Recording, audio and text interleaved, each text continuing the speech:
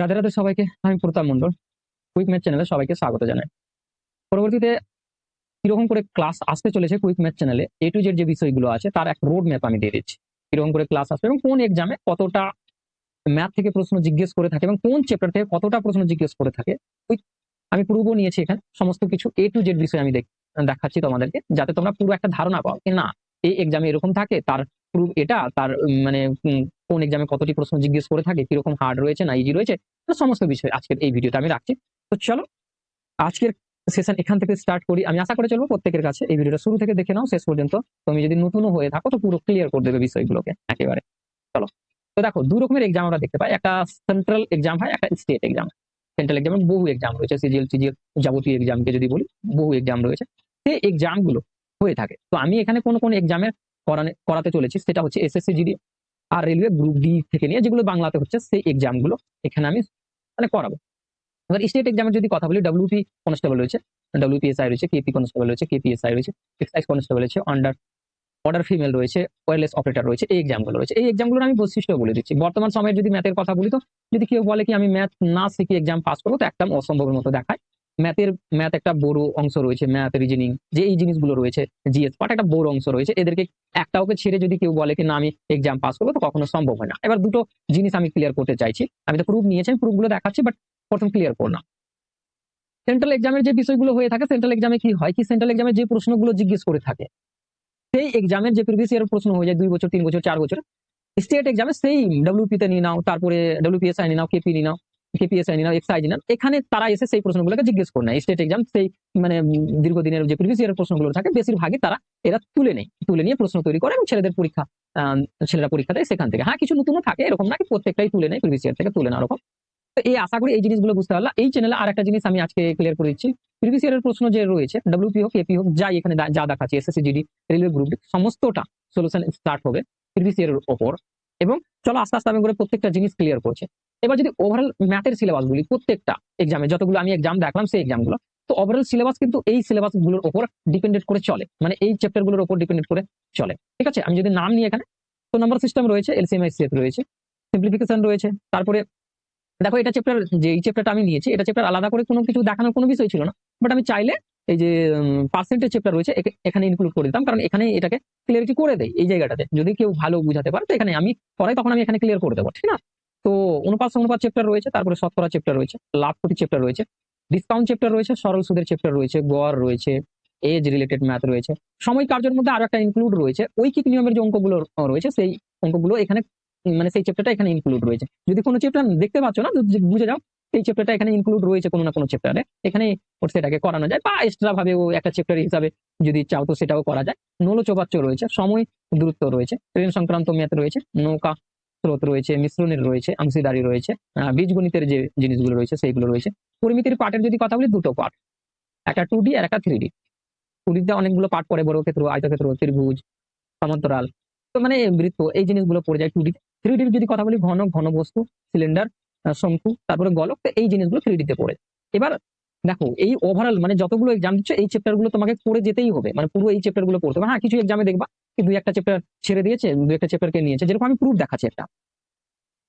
SSC জিডির এক্সামের যদি কথা বলি, তো আমি প্রুফ দেখাচ্ছি, ভালো করে ক্লিয়ার করো। আশা করি সবাই এসএসসি জিডির এক্সাম দিয়েছে এবং এসএসসি জিডির এক্সাম দেওয়ার ফলে এনসার কিও দেওয়া হয়েছে, এনসার কি দেখে নিয়েছো, নিজের স্কোর দেখে নিয়েছো, এবং আমি আশা করছি যে সবার ভালো স্কোর রয়েছে। এখানে দেখো এসএসসি জিডির যদি কথা বলি, তো এই সাবজেক্ট গুলো রয়েছে, মানে জিআই, রিজনিং রয়েছে, জিএস রয়েছে, তারপরে ম্যাথ রয়েছে, আর ইংলিশ বা হিন্দি যেটা নিতে পারো। তো এখানে 20 করে মানে প্রশ্ন থাকে, আর প্রত্যেকটা 2 মার্ক করে থাকে, তো এখানে 40 করে দেখাচ্ছে।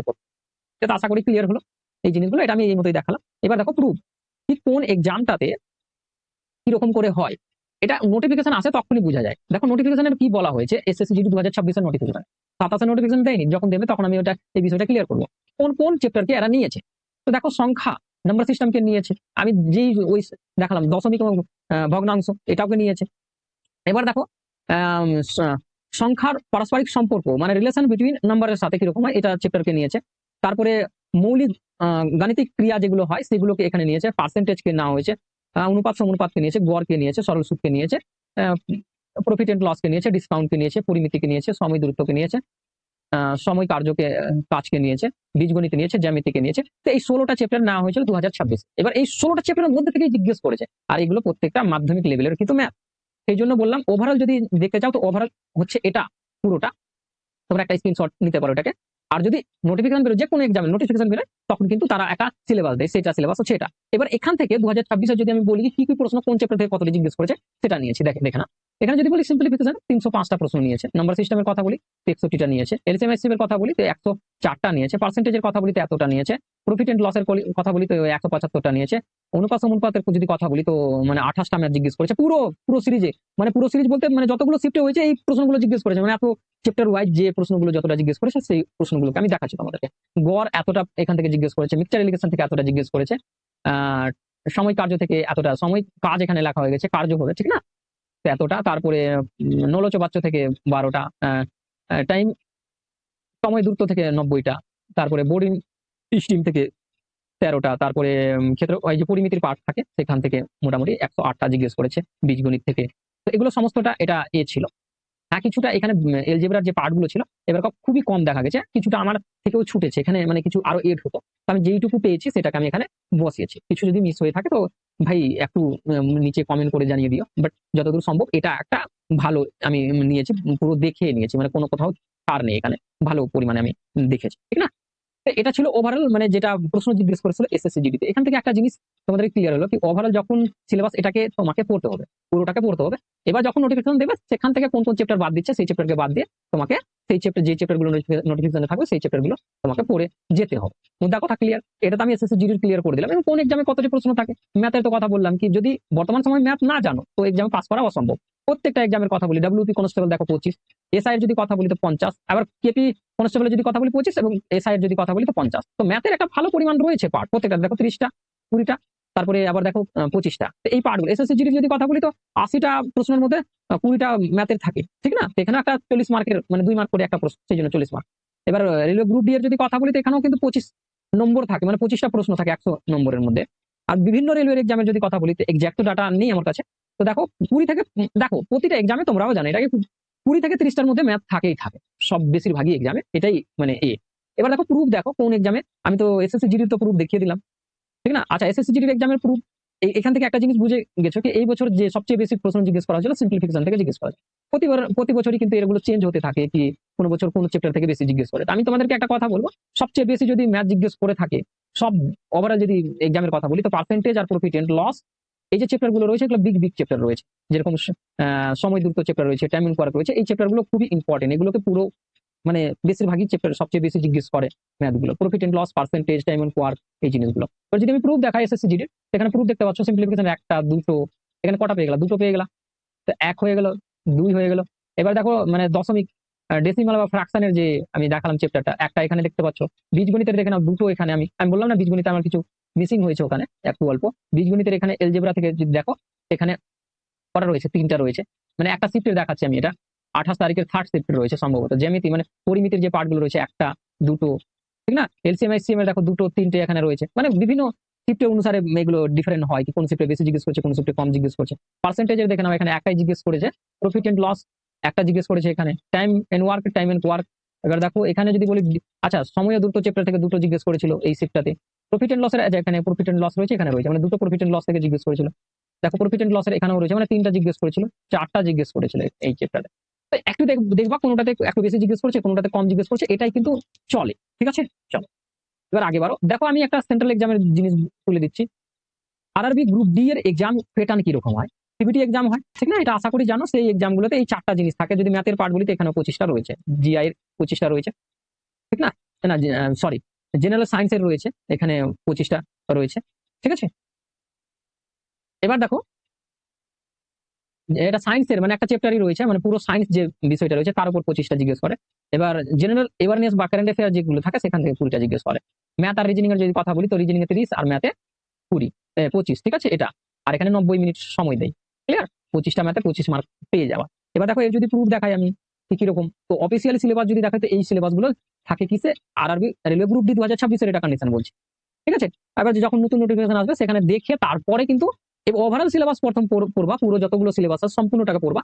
তারপরে যখন নোটিফিকেশন দেবে সেখানে দেখবা কোন কোন কোন কোন চ্যাপ্টারকে ইনক্লুড করেছে, কোন কোন চ্যাপ্টারকে বাদ দিয়েছে, সেই চ্যাপ্টারগুলো অনুসারে প্রিপারেশন স্টার্ট করে দেওয়া। আমার বোঝানোর এটাই মানে হচ্ছে এখানের আজকে। এবার আরো একটা জিনিস, কোন এক্সামে মানে দেখো একটা এক্সামের আমি প্রশ্ন নিয়েছি, দেখে নাও 2026-এর এক্সামে, ঠিক আছে, 2026-এর এক্সাম হয়েছিল, সেখানে আমি, এটা সম্ভবত 2025-এ অ্যাপ্লাই হয়েছিল, 2026-এ এক্সাম হয়েছিল, তার রয়েছে। তো পার্সেন্টেজ থেকে 3টা, অনুপাত অনুপাত থেকে 2টো প্রশ্ন, তারপরে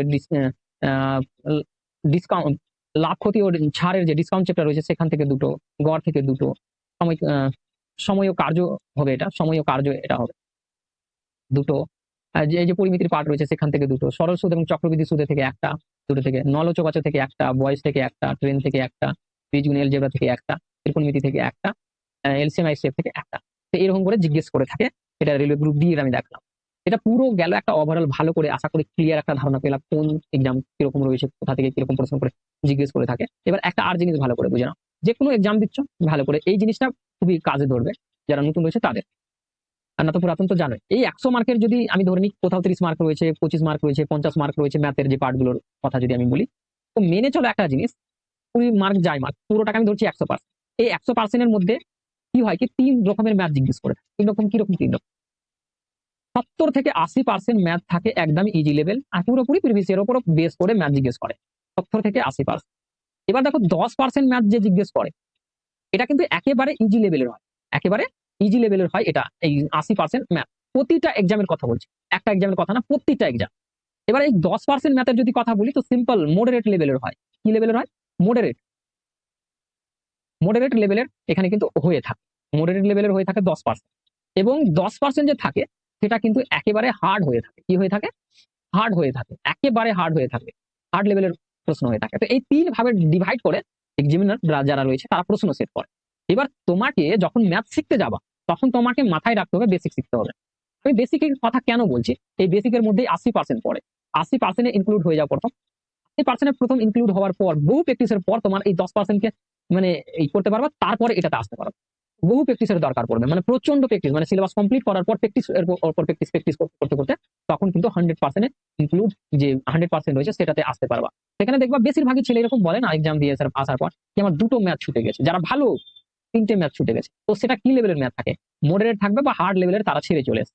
আর ম্যাথে এক টেকনিক ইউজ হয় কি, ম্যাথ পড়ে কিভাবে এক্সাম হলে, যারা যদি না জানো তো দেখবা বেশিরভাগই ম্যাথ ছেড়ে চলে আসে, ভালো যারা পারে তারাও ছেড়ে চলে আসে। প্রথম অ্যাকচুয়ালি করতে হয় কি, একদম ইজি গুলো যেগুলো আছে ওগুলোকে পুরো করো, খুঁজে খুঁজে ইজি গুলোকে করে নাও, তারপরে মডারেট এবং হার্ড লেভেলে যাও। সেখানে টাইম থাকলে তো করো, না থাকলে করো না। কেন কি, এখানে 80% ইজি লেভেলেরই জিজ্ঞেস করে, সেটাই যদি করে না তো ভালো একটা স্কোর হয়ে যায়। আর সবচেয়ে বেশি যে ছেলেগুলো ভুল করে, তারা কি করে, যে সামনে আসলে তাকে করতে স্টার্ট করে দিল। একবার যদি একটা ম্যাথ মিস হয় এক্সাম হলে, তো পুরো এক্সামকে খারাপ করে দেয়। ক্লিয়ার জিনিস? আশা করি বুঝতে পারলাম। একটা জিনিস আরো বলি এখানে আমি, যারা এসএসসি জিডি, যেহেতু এসএসসি জিডি কে নিয়ে আমি পড়াবো এই সময়, যেহেতু আমি ক্লিয়ার করেছি, এসএসসি জিডি ছেলেদের একটার মধ্যে কি আছে, যে একটা মিস ধারণা আছে। কিরকম মিস ধারণা আছে আমি বলছি, 160 মার্কের এক্সাম হয়, ঠিক না? 160 মার্ক বলতে কি 160 মার্ক মানে নাম্বার থাকে, 80টা প্রশ্ন থাকে, ঠিক আছে, 2 মার্ক করে 160 থেকে। এবার তারা কি করে, টিআই পড়ে নেবে, ভালো করে পড়বে, ম্যাথ পড়বে, ভালো করে পড়বে, দেখবা ছেলেদের মধ্যে। আর হিন্দি বা ইংলিশ ভালো করে পড়বে। এই 3টা জিনিস বা একটা জিনিস ছাড়বে তারা, প্রত্যেকটা ছেলের কথা বলছি, বেশিরভাগ 90% ছেলের কন্ডিশন কিন্তু এটাই দাঁড়ায়। 90% ছেলে কি করে, এই 3টা সাবজেক্টকেই নিবে, 3টা সাবজেক্টকে নেবে, আর একটাকে, জিএস কে বেশিরভাগই ছেলে ছেড়ে দেয়। হ্যাঁ, কিছু কিছু ছেলে জিএস কে যদি, যাদের জিএস ভালো আছে তারা হিন্দিকে ছেড়ে দিচ্ছে, ইংলিশ বা হিন্দিকে ছেড়ে দিচ্ছে, তাদের কিছু মানে পড়বে না সেটাকে। তো এই মিস ধারণা থেকে বাইরে এসো, তিনটা জিনিস কখনো চুজ করো না। বর্তমান সময়ে যা কম্পিটিশন লেভেল, প্রত্যেকটা ছেলে যারাই চাকরি পাচ্ছে, তারাই তাদের মধ্যে দেখবা এই 4টাই সাবজেক্ট পারে। যে সাবজেক্টটা কমও যদি পারে, তো একেবারে এরকম নাকি জিরো আসবে ওখানে, তারা কিন্তু ভালো পরিমাণে সেটা পারে, 10, 12, 14 এরকম মানে প্রশ্ন করতে পারে, যেটা না পারাতে রয়েছে। তখন দেখবা তুমি, তোমার যখন এক্সাম দিতে যাবো তখন একটা কনফিডেন্ট লেভেল থাকবে কি, যদি কোনোটা আমি 3টা পারি, সেখানের মধ্যে যদি কোনো কিছু হলো এদিক ওদিক, তো যেটা মানে যেটা আমি পারি না বা যেটা আমি অল্প পারি, সেটাতে আমি কভার করে দিতে পারি।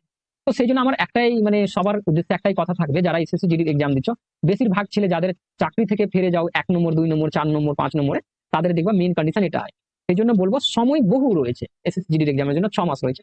জিএসটা তোমার ভালো লাগে না, অল্প অল্প করে পড়ো, তোমার 20টার মধ্যে 20টা ঠিক করার কোনো দরকার নেই। বাট এমন জায়গাগুলো ঠিক করো না যেগুলোতে জায়গা থেকে প্রশ্নগুলো জিজ্ঞেস করে, সেখান থেকে মিনিমাম 10টা প্রশ্ন করতে পারো, 10টা করলে 20টা হয়ে যায়, 20 নম্বর পেয়ে যাবো। এরকমের পজিশন পড়ে যাও, যেটা একেবারে মানে মানে মানে বাদ দিয়ে রেখেছো যে সাবজেক্টটাকে, সেটাতেও যেমন কি 10টা প্রশ্ন ঠিক করার মতো প্রস্তুতি করে যেও। আর বর্তমান সময়ে আমি তো বললামই, 4টা সাবজেক্ট 100%ই ভালো হওয়ার দরকার, করার দরকার। যদি না থাকে তো করো, আর যদি একেবারে করতেই পারছো না, তাতে আমার কিছু বলার নেই, কারণ বর্তমানে কম্পিটিশন লেভেল প্রচন্ড হাই রয়েছে, তোমরাও দেখতে পাচ্ছ, ঠিক না? তো এটাই ছিল পুরো ভিডিওটা তোমাদের। আর এসএসসি জিডি এক্সাম হোক বা রেলওয়ের এক্সাম হোক, আমি যদি প্রত্যেক এক্সামের যদি কথা বলি, ডব্লিউপির যদি কথা বলি, ম্যাথের লেভেল খুব সেরকম জিজ্ঞেস করে না। তারপর রেলওয়ের যদি কথা বলি তো ম্যাথ একেবারে জিরো লেভেলে জিজ্ঞেস করে। বেশিরভাগই ছেলে এটা বলে কি আমি 20টার মধ্যে 20টা করে নিয়েছি, 30টার মধ্যে 30টা করে নিয়েছি, 25টার মধ্যে 25টা করে নিয়েছি। রেলওয়ের যে এক্সামগুলো হয় সেগুলো পুরোপুরি প্রিভিয়াস ইয়ারে তুলে নেই। সেই জন্য আমি চেষ্টা করছি তোমাদের সাথে পুরোপুরি পিকিউ নিয়ে আলোচনা করার। প্রিভিয়াস ইয়ারের প্রশ্ন নিয়ে এই চ্যানেলে আলোচনা চলবে। যেরকম রোজগার উদ্যাঙ্কিতের যে বইটা আসছে নতুন ভার্সনে, সেটারও এখানে সলিউশন চলবে।